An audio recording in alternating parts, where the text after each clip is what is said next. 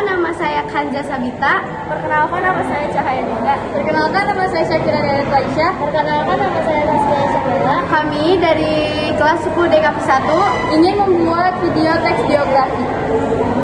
Biografi Sultan Jahrir.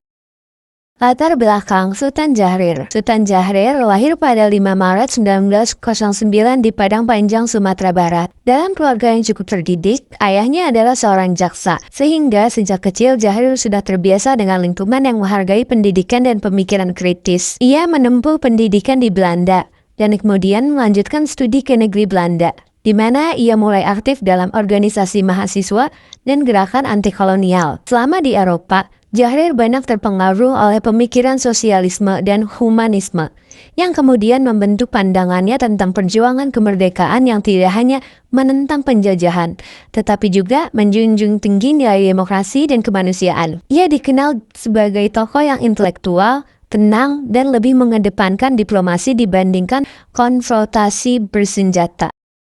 Sekembalinya ke Indonesia, ia aktif dalam pergerakan nasional dan menjadi salah satu tokoh penting dalam perjuangan melawan penjajahan Belanda. Pada masa pendudukan Jepang, Jahrir memilih bergerak secara bawah tanah karena menolak bekerja sama dengan Jepang. Setelah Indonesia memproklamasikan kemerdekaan pada 1945, ia diangkat menjadi Perdana Menteri pertama Indonesia. Dalam posisinya itu, ia berperan besar dalam memperjuangkan pengakuan internasional terhadap kemerdekaan Indonesia melalui jalur diplomasi. Latar belakang pendidikan, pengalaman internasional, serta pemikirannya yang modern membuat Jahrir menjadi salah satu tokoh penting dalam sejarah Indonesia, terutama dalam membentuk arah awal pemerintahan dan diplomasi negara yang baru merdeka. Peran dalam kemerdekaan. Sultan Jahrir memiliki peran penting dalam perjuangan kemerdekaan Indonesia, terutama melalui jalur diplomasi dan gerakan politik. Ia dikenal sebagai tokoh yang sejak awal menentang penjajahan, baik oleh Belanda maupun Jepang. Pada masa pendudukan Jepang, Jahrir bergerak secara bawah tanah dan membangun jaringan untuk menyiapkan kemerdekaan tanpa bekerja sama dengan pihak Jepang. Berbeda dengan beberapa tokoh lain yang memiliki strategi kooperatif. Menjelang dan setelah proklamasi 17 Agustus 1945, Jahrir berperan mendorong agar kemerdekaan Indonesia tidak dianggap sebagai hadiah dari Jepang, melainkan hasil perjuangan bangsa sendiri. Ia juga aktif menyebarkan informasi kepada dunia internasional bahwa Indonesia benar-benar merdeka, bukan negara bentukan Jepang. Setelah kemerdekaan, Jahrir diangkat menjadi Perdana Menteri pertama Indonesia. Dalam posisi ini, ia memimpin upaya diplomasi dengan pihak Belanda dan dunia internasional untuk mendapatkan pengakuan kedaulatan Indonesia. Ia menjadi tokoh utama dalam perundingan-perundingan penting yang bertujuan mengakhiri konflik dengan Belanda secara damai. Perannya sangat besar dalam mengubah arah perjuangan dari sekedar perlawanan fisik menjadi diplomasi internasional, sehingga Indonesia akhirnya memperoleh pengakuan sebagai negara merdeka di mata dunia.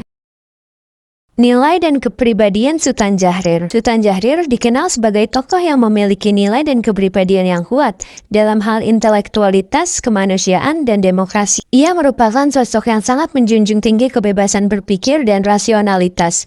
Terlihat dari sikapnya yang lebih mengutamakan diskusi, pendidikan, dan diplomasi daripada kekerasan dalam perjuangan. Jahrir juga memiliki jiwa humanis yang tinggi. Ia menolak segala bentuk penindasan baik dari penjajahan maupun bangsanya sendiri. Karena itu, ia tidak setuju dengan tindakan kekerasan yang berlebihan dan selalu berusaha agar perjuangan kemerdekaan tetap berlandaskan nilai kemanusiaan. Kepribadiannya dikenal sederhana, tenang, dan tidak haus kekuasaan. Ia lebih dikenal sebagai pemikir daripada orator dan sering mengambil keputusan berdasarkan pertimbangan logis, bukan emosi. Selain itu, Jahrir memiliki komitmen yang kuat terhadap demokrasi. Ia percaya bahwa Indonesia harus dibangun sebagai negara yang menghargai hak asasi manusia, kebebasan berpendapat, dan sistem pemerintahan yang adil. Sikapnya yang konsisten, kritis, dan berprinsip menjadikannya salah satu tokoh yang dihormati, baik di dalam negeri maupun di dunia internasional. Kesimpulan, secara keseluruhan, Sultan Jahrir merupakan salah satu tokoh penting dalam sejarah kemerdekaan Indonesia yang memiliki latar belakang pendidikan tinggi, pengalaman internasional, serta pemikiran yang maju untuk zamannya. Sejak muda, ia sudah terbentuk sebagai pribadi yang kritis dan intelektual, yang kemudian memengaruhi cara pandangnya dalam memperjuangkan kemerdekaan, yaitu tidak hanya melalui perlawanan fisik, tetapi juga lewat jalur diplomasi dan pemikiran politik. Perannya dalam kemerdekaan sangat besar, terutama dalam memastikan bahwa Indonesia diakui sebagai negara yang benar-benar merdeka, bukan sekedar hasil bentukan Jepang. Ia juga menjadi tokoh kunci dalam perjuangan diplomasi setelah proklamasi, dengan berusaha mendapatkan pengakuan dunia internasional melalui perundingan yang strategis dan damai. Dari segi nilai dan kepribadian, Jahrir dikenal sebagai sosok yang menjunjung tinggi demokrasi kemanusiaan dan rasionalitas.